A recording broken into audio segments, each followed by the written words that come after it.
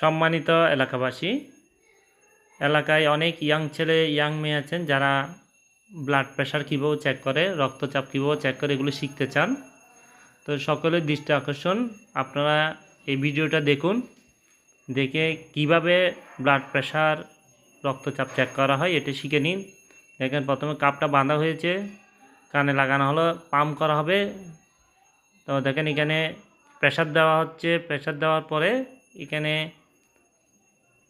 220 পর্যন্ত প্রেশার দিয়েছেন।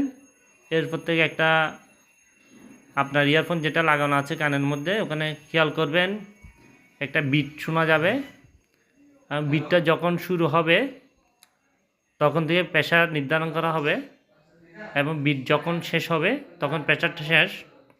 আপনার শুধু মনে রাখতে হবে যে এই বিটটা কোন জায়গা থেকে শুরু হয়েছে এবং কোন জায়গায় সমাপ্ত হয়েছে।